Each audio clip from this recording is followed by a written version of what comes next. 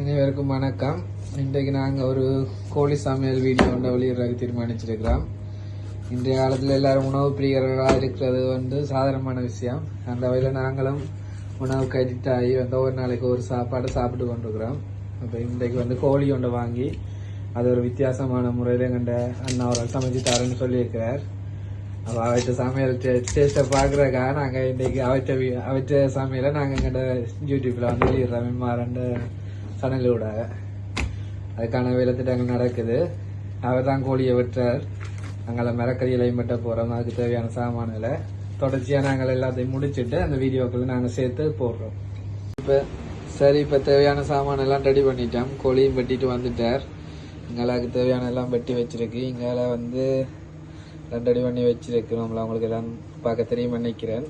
இன்றைக்கு அண்ணன் செலஞ்சு விட்டுக்கிறார். காப்பு கை சமையலை விட ஒரு வித்தியாசமான ஒரு சாப்பாடு உங்களுக்கு தாரேன்னு சொல்லி, அப்போ அந்த ஒரு எதிர்பார்ப்போட நாங்கள் 3 பேர் 4 பேர் வெயிட் பண்ணி கொண்டு இருக்கிறோம். பாப்போம், சாப்பிட்டு பார்த்துட்டு சொல்கிறோம் என்ன வாங்கின்னு சொல்லி. சரி, அண்ணன் சமையலை தொடங்கிட்டார். எண்ணெயை ஊற்றி காய விட்டுக்கிறார். இங்கால எல்லாம் கிட்ட எடுத்து கொடுத்துருக்க அவருக்கு உதவிக்கா சாமான் எல்லாம். அப்போ ஒன்றா போடைக்க நாங்கள் வீடியோவில் லைட்டாக பார்ப்போம். அவர்கிட்ட செய்முறையை அவற்றையை காப்பி பண்ணி நாங்கள் அதே டேஸ்ட்டுக்கு சமைக்கலாமான்னு சமைச்சு பார்க்குறேன் தானே. அவர்கிட்ட செலஞ்சி ஒருக்கா முறியடிச்சு காட்டுவோம் நாங்கள். சரி, இப்போ பெருஞ்சீரங்காடு இதெல்லாம் போடுறார். நல்லா பொரிய விடணும்னு சொல்லி பொரிய விடுறார். பொறிச்சு வெடிச்சா தானே பிரச்சனை இல்லைன்னு சொல்லி.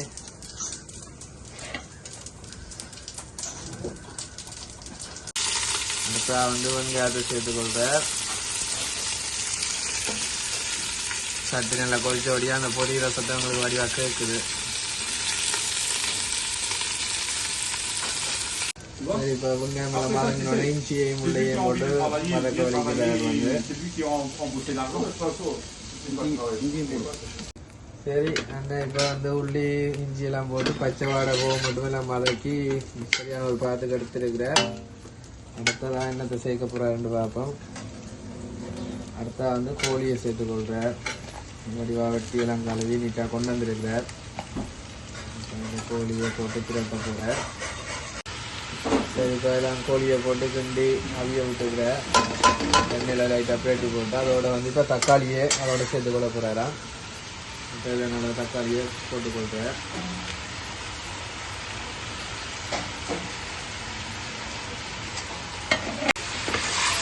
இதை போட்டு எல்லாத்தையும் வடிவாக மிக்ஸ் பண்ணி எண்ணெயில் வதங்கிடுறேன். எண்ணெய் வாசத்தில் வதங்கி டேஸ்ட்டாக இருக்குன்னு சொல்லி வெளியே சொன்னேன் அப்படிதான் செய்ய போகிறேன்னு சொல்லி.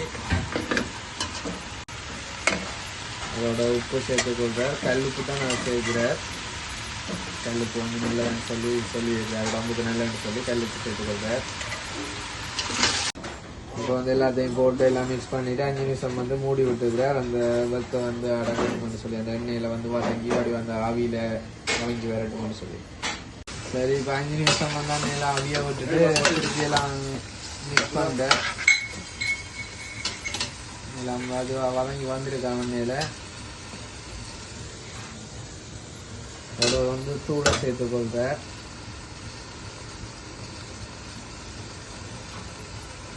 தேவைக்கிட்ட அளவு தூளை போட்டு கொண்டிருக்கேன். அதோட மஞ்சள் தூளையும் இப்போ சேர்த்துக்கொள்கிறேன்.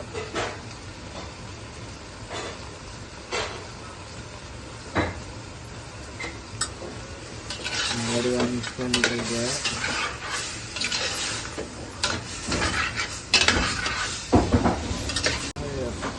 தேவையான அளவு தண்ணீரை சேர்த்துக்கொள்கிறார்.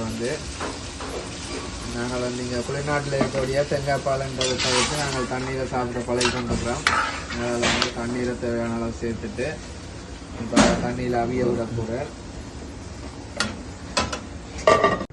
சரி, கறி அடுப்பில் வை கொண்டுக்கிற டைமில் அந்த இடப்பட்ட கப்பில் டைமை வேஸ்ட் ஆகக்கூடாது. நீங்கள் கரெக்ட் சம்பளம் போடுவோம்னு சொல்லி அதையும் செஞ்சு கொண்டிருக்கிறார்.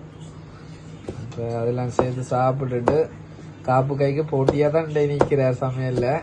ஆனால் சாப்பிட்டு பார்த்துட்டு நல்லா இருக்குன்னு சொன்னால் வீட்டை போனால் வீட்டை சாப்பாடு இருக்குமான்னு தெரியாது. அப்படி இருந்தாலும் உண்மையை சொல்லத்தானே வேணும். அதனால் சாப்பிட்றதுக்கு ரெடியாக இருக்கும். சாப்பிட்டு உண்மையை தான் சொல்லுவோம். அடுத்த கட்டத்தை பிறகு பார்ப்போம். அடுத்த கட்டமாக இங்கே சோறு போட்டிருக்காங்க. இந்த சோதரோடையே சாப்பிடுவோம்னு சொல்லி எங்கள் முறைப்படியே சாப்பிடுவோம்னு சொல்லி சோறு வந்துட்டு அந்த சோறு கோழிக்கறி கல்சம்லன்னு சொல்லி ஒரு வித்தியாசமான முறையில் சாப்பிட்டு பார்க்க போகிறோம். சாப்பிட்டு கருத்து என்னன்னு சொல்லி போடுறோம். நீங்களும் உங்களோட கருத்துகள் உங்களோட உங்களுக்கு பிடிச்சிருந்தா என்னென்னு சொல்லிக்கொள்ளுங்க. சரி, இப்போ எல்லாம் சமைச்சு முடிச்சு சாப்பாடு வந்து மேசைக்கு வந்துட்டு பரிமாறுற கட்டத்துக்கு வந்துட்டுது.